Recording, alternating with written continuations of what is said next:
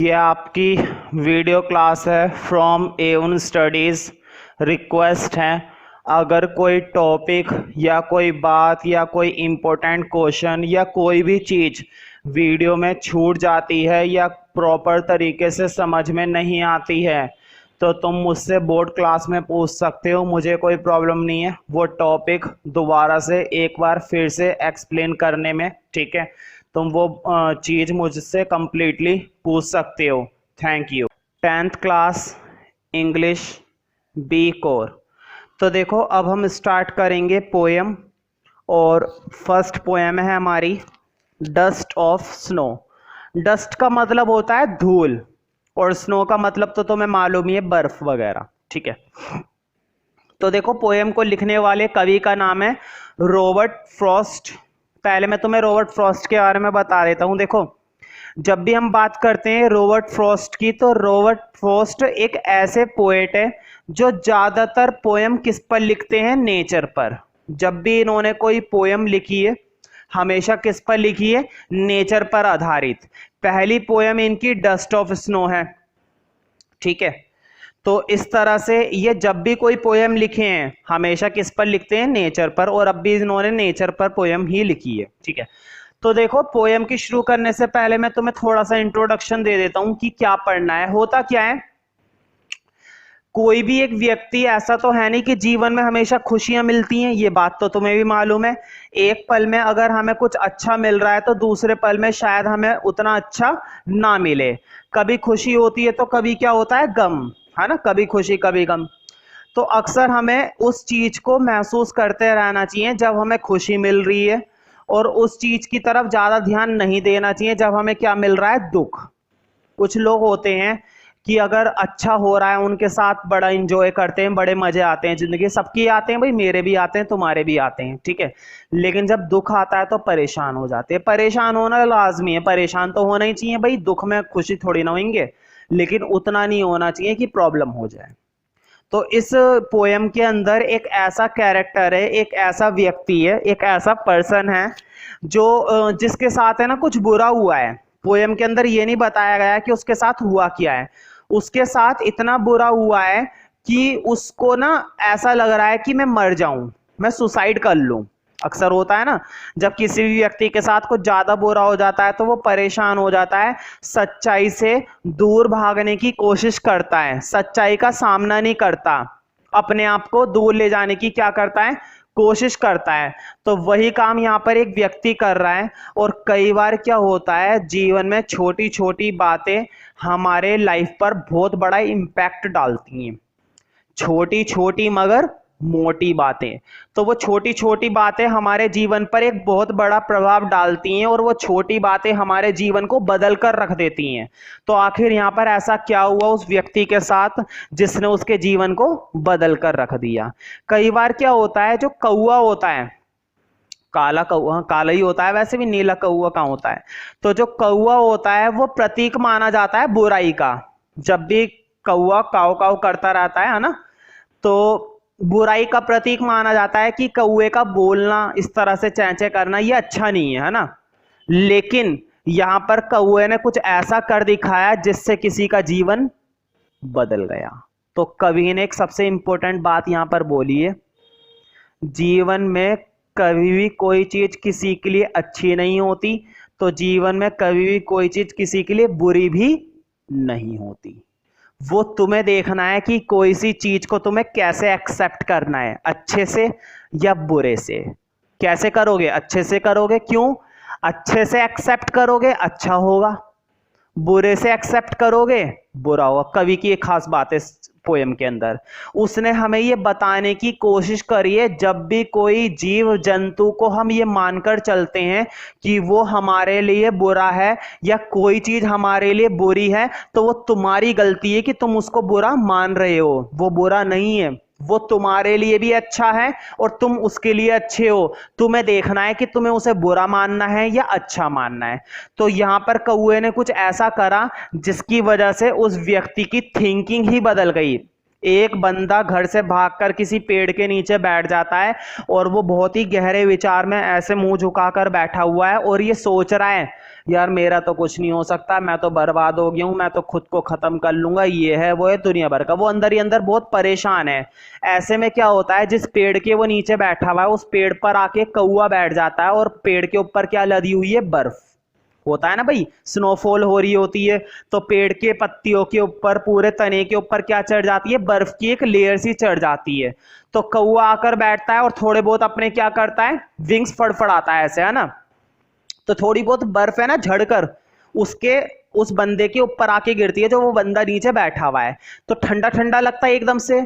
और कई बार क्या होता है, अचानक से हम कुछ सोच रहे होते हैं ना, गहरे डिप्रेशन में गए हुए होते हैं और अचानक से कुछ नया सा हो जाए, हटकर हो जाए, तो फ्रेशनेस आ जाती है। वही चीज इसके साथ हुई, वही चीज इसके साथ हुई। तो देखो, सबसे पहली बात तो कवि ने हमें यह बताने की कोशिश करी है कि जो कौवा होता है वो बुराई का प्रतीक होता है, लेकिन यहां पर कौवे ने कुछ ऐसा कर दिया जिससे उसकी जीवन बदल गया उस आदमी का।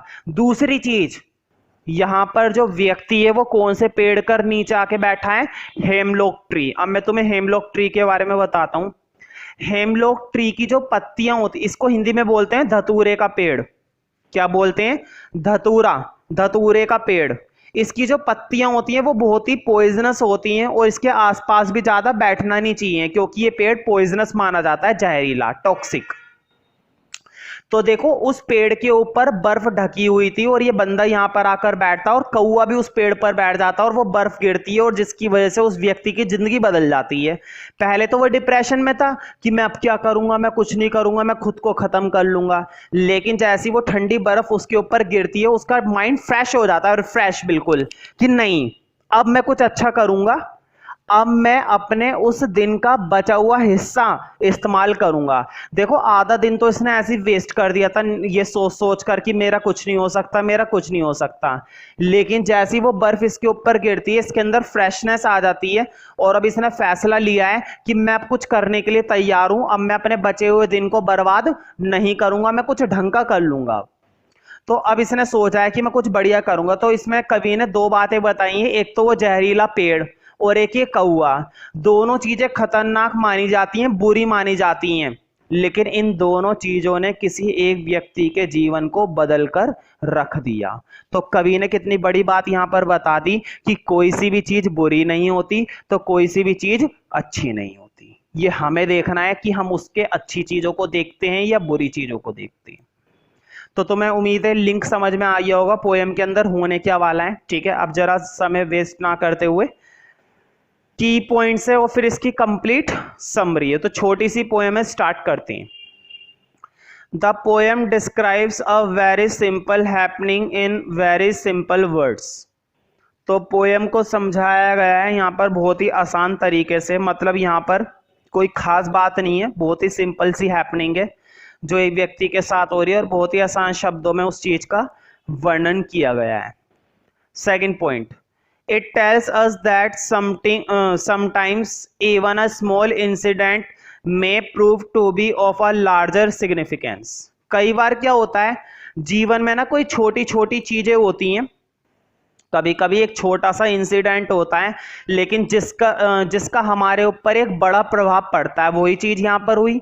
देखो, कहने को तो कौवा कितनी छोटी सी चीज है और वो पेड़ के आगे, वो व्यक्ति पेड़ के नीचे बैठा था आकर, कितनी छोटी सी बात है।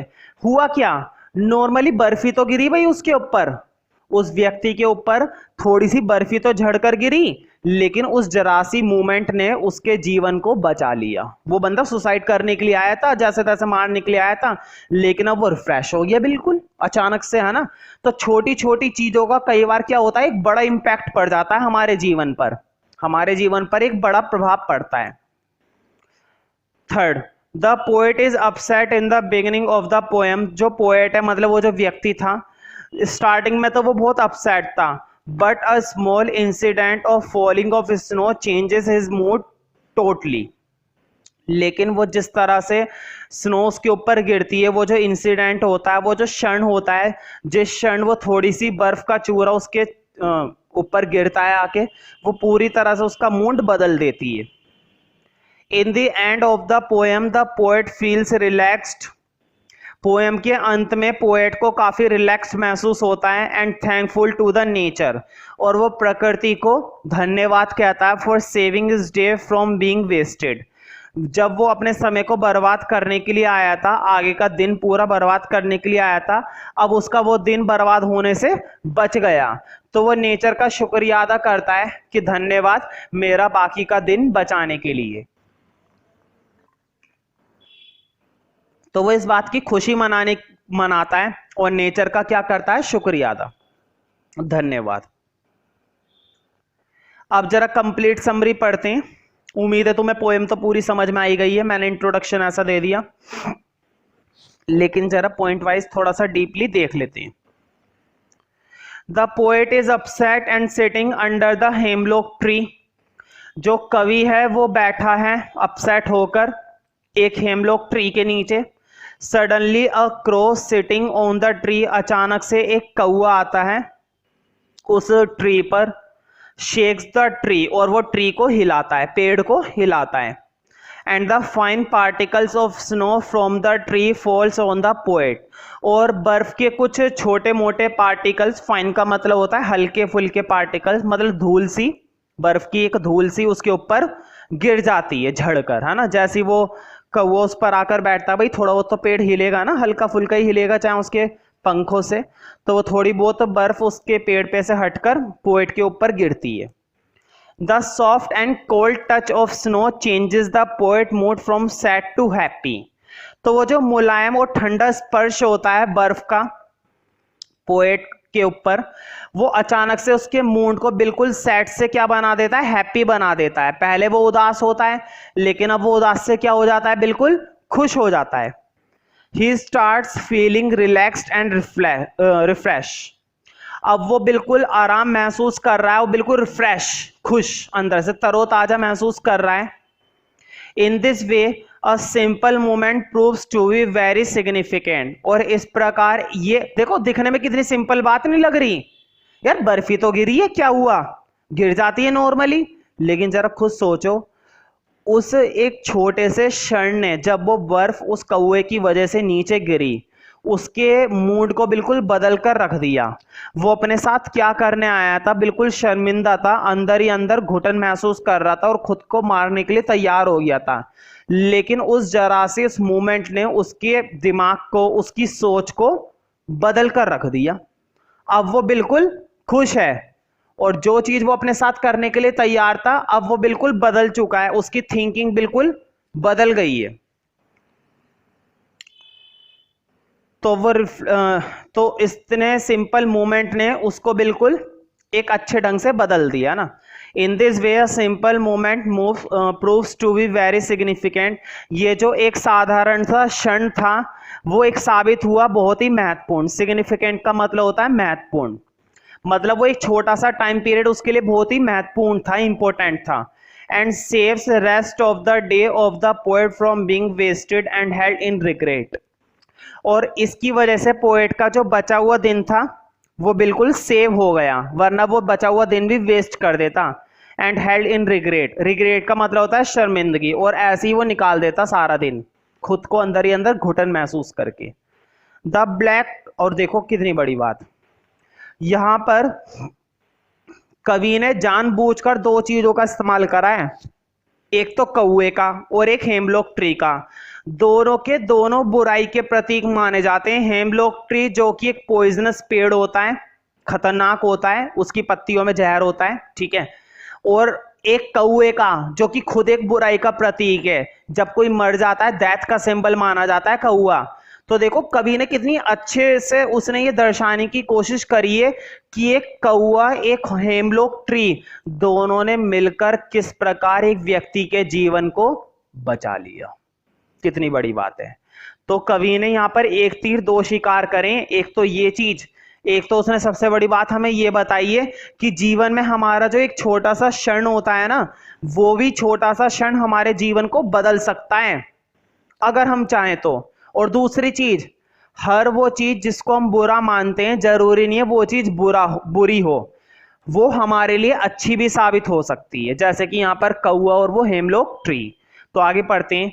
The black crow is commonly a symbol of death and fear. बिल्कुल, जो काला कौआ होता है, वैसे तो कौआ काला ही होता है, तो जनरली वो किस चीज का सिंबल माना जाता है? डेथ का, फियर, डर का, है ना, अक्सर ऐसा होता है। Since the crow is not associated with goodness, क्योंकि हम जानते हैं कि जो कौए का संबंध होता है वो कभी भी गुडनेस से नहीं होता है, अच्छी चीजों से संबंध नहीं होता है, लेकिन फिर भी यहां पर कौए ने कुछ ऐसा कर दिखाया जो पोएट के लिए बहुत ही ज्यादा अच्छा साबित हुआ ना, अच्छा साबित। अब कवि खुश है। तो कौए का संबंध यहां पर अच्छी चीजों से तो बिल्कुल भी नहीं है। इट इज आयरनिक, ये आयरनिक का मतलब होता है विडंबना। विडंबना का मतलब मैं बता देता हूँ, बहुत टिपिकल वर्ड है, कभी भी कुछ बच्चों को समझ में आता है और कुछ बच्चों को समझ में ये नहीं आता। आयरनी, आयरनी का मतलब होता है, कई बार क्या होता है, जो चीज हमारे लिए अच्छी नहीं होती है ना, और वो दूसरे के लिए अच्छी होती है। जर्नली जिस चीज को हम बुरा मानते हैं वो अचानक से क्या साबित हो जाती है? अच्छा साबित हो जाती है। तो ये आयरनी है। आयरनी कहने का मतलब एक ऐसी सिचुएशन जिस पर विश्वास करना मुश्किल है। अब नॉर्मली हम किसी को बोलेंगे यार कौए की वजह से उसकी जिंदगी बदल गई, वो कहेगा क्या बात कर रहा है, कौए ने जिंदगी बदल दी, तो आयरनी है। वो कहेगा नहीं यार, कौआ तो बुराई का प्रतीक होता है, डेथ का सिंबल होता है, कौआ कभी भी किसी के लिए कुछ अच्छा नहीं करेगा, तो ये आयरनी तो है। आयरनी कहने का है ऐसी सिचुएशन जो हमारे साथ घटी है, हमें विश्वास है लेकिन दूसरे लोगों को विश्वास नहीं है, आयरनी है ये। आयरनी का मतलब होता है विडंबना, कि ये कैसी विडंबना है, ये कैसी विडंबना है। इट इज आयरनिक, ये विडंबना थी इस पोयम में। It is doing a good did, इसने एक अच्छा काम किया है। By shaking off the snow, मतलब उस कौए ने बर्फ को हिला करके कितना बढ़िया काम कर दिखाया, एक गुड डिड कर दी उसने, एक अच्छा कार्य कर दिया। डिड का मतलब यहां पर है कार्य, जो कि कौए ने करा है, जबकि लोग उसे क्या मानते हैं? बुरा। तो देखो रॉबर्ट फ्रॉस्ट ने पेड़ भी तो देखो कौन सा लिया, हेमलॉक ट्री। तुम जानते हो और भी कितने अच्छे अच्छे पेड़ होते हैं, वो कवि को कहीं पे भी बिठा देता, नहीं, उसने हेमलॉक ट्री के नीचे ही बिठाया। देखो, Robert Frost did not choose to use an oak, उसने ओक ट्री इस्तेमाल नहीं करा। ओक ट्री होता है एक पेड़ होता है जो कि जहरीला नहीं होता। मैपल और पाइन ट्री, ना ही उसने मैपल और पाइन ट्री इस्तेमाल करा, ये भी पेड़ों के नाम है, इन पे फ्रूट्स वगैरह भी होते हैं, मैपल भी फ्रूट होता है। तो उन्होंने इस तरह के पेड़ को इस्तेमाल नहीं करा। इस्तेमाल कौन सा करा? हेमलॉक ट्री, जो कि खुद एक जहरीला पेड़ होता है, उसने भी उसकी जिंदगी बदल दी कवि की। No instead he choose the hemlock tree, इसकी बजाय उसने इस्तेमाल करा है एक hemlock tree which is usually associated with the poison and toxicity. तो देखो कितनी बड़ी बात है, उसने पेड़ के मामले में भी कैसा पेड़ इस्तेमाल करा है? जो कि पॉइजनस होता है, जो कि किसी भी व्यक्ति के लिए अच्छा नहीं होता है। ठीक है, तो उसने ये बात बताने की कोशिश करी है कि जीवन में हर चीज जो अच्छी है वो सबके लिए अच्छी हो या ना हो, सिचुएशन पर डिपेंड करता है। बुरी है तो सबके लिए बुरी हो या ना हो, ये भी सिचुएशन पर डिपेंड करता है। Fourth, anyway the beautiful snow that adorns the poisonous hemlock tree branches is shaken off by a scary crow। तो देखो किस तरह से जो खूबसूरत स्नो थी, खूबसूरत बर्फ थी, उसने सजा रखा था हेमलॉक ट्री को। एडोन्स का मतलब होता है सजाना, मतलब बर्फ ढक जाती है ना पेड़ के ऊपर, कितना अच्छा दृश्य लगता है। किसी पेड़ के ऊपर कहीं कहीं पर पत्ती निकल रही हो, कहीं कहीं पर क्या ढकी हुई है? बर्फ। तो उसने उस पॉइजनस हेमलॉक ट्री की ब्रांचेस को ढक रखा था, सजा रखा था, और उसको शेक ऑफ कर दिया गया, हिला दिया गया एक स्कैरी क्रो से, भयानक कौए से, है ना। भयानक कौआ उसके ऊपर आकर बैठता है और वो उसकी ब्रांच को हिला देता है। Robert Frost uses the elements of the fearsome crow, Robert Frost ने यूज करा है एक डरावने कौए को and a poisonous hemlock tree to do something good. सबसे इंपॉर्टेंट लाइन, मेरे कहने पर अगर तुम इस लाइन को अंडरलाइन कर लो तो बहुत ही अच्छी बात रहेगी मेरे हिसाब से। देखो, रॉबर्ट फ्रॉस्ट ने एक डरावने कौए का इस्तेमाल करा और एक पॉइजनस ट्री का इस्तेमाल करा, और दोनों का इस्तेमाल करके कुछ अच्छा करवा दिया। देखो, Robert Frost uses the element of fearsome crow and poisonous hemlock tree. उसने फियरसम क्रो और पॉइजनस हेमलॉक ट्री का इस्तेमाल करके टू डू समथिंग गुड, उसने कुछ ऐसा करवाया जो अच्छा था। Shake the white pure snow of the branches, उसने बर्फ जो थी सफेद सफेद उसको वहां से हटा दिया और वो किसके ऊपर गिर गई, उस कवि के ऊपर, और उसका जीवन बदल गया। This good act lift the suicidal person spirit, मतलब इस अच्छे कार्य ने जो उस व्यक्ति की आत्मा थी, मतलब उसके अंदर की जो सोच थी, उसके अंदर का जो क्षण था व्यक्ति के अंदर का, वो क्या सोच कर बैठा हुआ था कि यार मेरा तो कुछ नहीं हो सकता, मैं अब खुद को खत्म कर लूंगा, ये कर लूंगा वो कर लूंगा, लेकिन अब वो पूरी तरह से बदल गया। Spirit causing him to change his mind, उसका मस्तिष्क, उसका दिमाग, उसकी सोच बदल गई, उसका विचार बदल गया अबाउट किलिंग हिमसेल्फ, जबकि वो खुद को मारने के लिए तैयार हो गया था। The small act causes the man to have an enlightened insight, तो देखो इस छोटे से एक्ट ने उस आदमी के अंदर एक रोशनी सी उत्पन्न कर दी, अंदर ही अंदर। एनलाइटेंड का मतलब होता है रोशनी, दिव्य रोशनी। We have a poisonous hemlock tree covered in pure white snow and a man who is depressed planning to kill himself and walking under the tree. तो देखो किस प्रकार जो जहरीला हेमलॉक ट्री था, धतूरे का जो पेड़ था, और उसके ऊपर जो वाइट स्नो ढकी हुई थी, किस प्रकार उसने उस व्यक्ति की सोच को, जो खुद को मारने के लिए उस पेड़ के नीचे आकर बैठा था, उसको बदल कर रख दिया। तो जीवन में कोई कोई सा क्षण ऐसा होता है जिसका हमारे ऊपर एक बहुत बड़ा क्या पड़ता है, प्रभाव। एक नोटिस है, अगर वीडियो को किसी भी तरह से कॉपी करने की कोशिश करी या किसी एक्सटर्नल ड्राइव में आप इस वीडियो को कॉपी करते हैं, कॉपी पेस्ट वगैरह, तो ट्यूशन से निकाल दिया जाएगा। तो इस बात का तुम्हें विशेष रूप से ध्यान रखना है। बाई चांस अगर मुझे किसी के थ्रू पता चलता है या मैं देख लेता हूँ कि वीडियो कॉपी की जा रही है घर के लिए या किसी और के लिए, तो तुम्हें ट्यूशन से निकाल दिया जाएगा। ठीक है, कोई बात नहीं सुनी जाएगी, तुम्हें निकलना पड़ेगा।